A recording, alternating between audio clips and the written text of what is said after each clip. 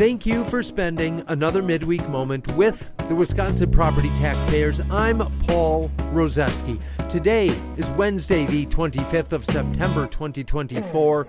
And today, in spite of how much the cost of living has changed and constant reminders of presidential politics, I'm going to adopt the sage wisdom of Monty Python's Flying Circus and look on the bright side of life. We have another stretch of amazing fall weather lined up for the second half of the week, starting with temperatures forecasted in the 70s. So to think that November is right around the corner just doesn't sound right. For all you newer listeners, I encourage you to celebrate Binge Day today by catching up on the robust catalog of Midweek Moment episodes as you go out for a walk or a run or a bike ride. And as a heads up, the fall colors at the far north strip of the state are somewhere about 20%-ish.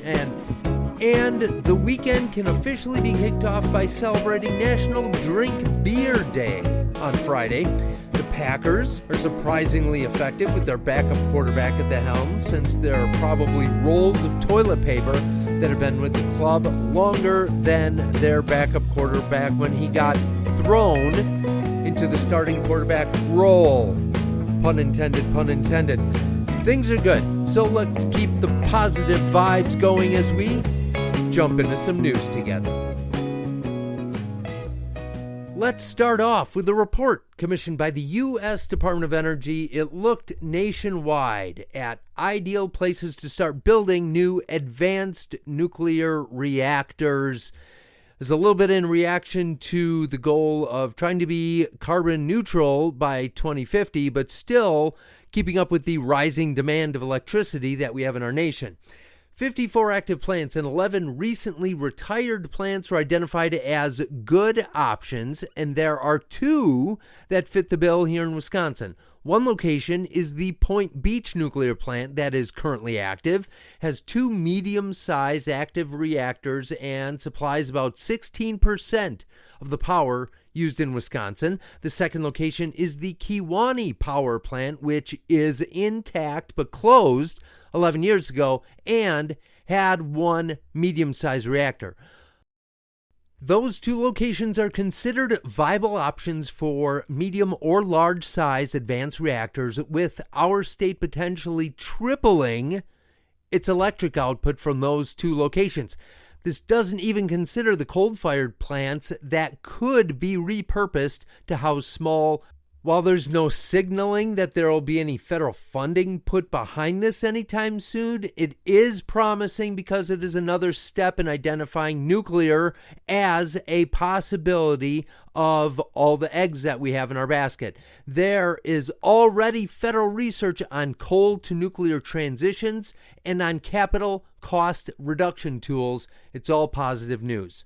In other news, it's that time again. Every 2 years, state agencies submit budget requests to the governor. They give their input on what they would hope to get for funding in the next 2-year budget cycle. So far, the requests total about $5.8 billion in additional budget. That in itself isn't great news, but it is less than the $7.5 billion that was requested in the last process 2 years ago. And I do think all the requests are in. So that means so far there are less requests than the past. That's positive news. The funny thing is, the governor told all the agencies to budget with the expectation that there would be 0 increase in budgets, and $5.8 billion is more than $0. But we all know that even if government doesn't expand in scope or size, it will have to account for some inflation. So maybe we choose to see it as positive news because it's worse than it could be. Well, I made it this far with my positive outlook, but it has to stay here as we move on, since we get to open the "You Can't Make This Stuff Up" file for another week. And wouldn't you know it, our friends in Milwaukee help us out. If you remember from our Weekly Insider a couple weeks ago, we talked about the Milwaukee Art Car. A car unclaimed at the impound lot was transformed into a rolling public service announcement to discourage reckless driving. Imagine Kindergarten macaroni art meets a Ford Ranger. And if you think I'm being dramatic, search up some images and tell me I'm wrong.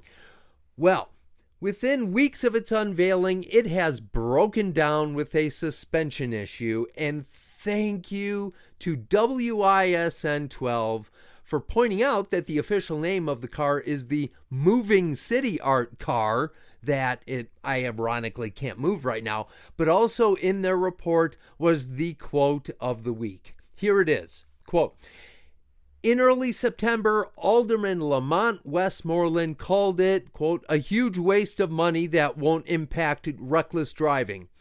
I don't know if the word is dumber. I don't know if that's a word, but I can't think of a more dumber spend of taxpayer dollars," unquote. That was a mic drop. I could not have followed that with anything. So, in closing, I will leave you with a quote from Ronald Reagan's inaugural address as governor of California, and I quote, "Freedom is never more than one generation away from extinction. We didn't pass it to our children in the bloodstream.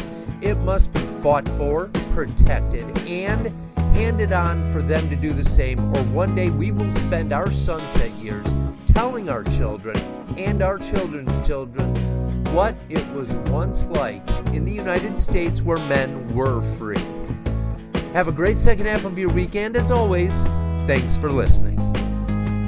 Wisconsin Property Taxpayers Inc. is a nonpartisan membership organization consisting of thousands of small business, farm, and homeowner members in every beautiful corner of the state. Founded in 1985, the organization is committed to providing its members with up-to-date information, legislative advocacy, and exclusive cost-saving benefits. Find out how to join at WPTOnline.org/join.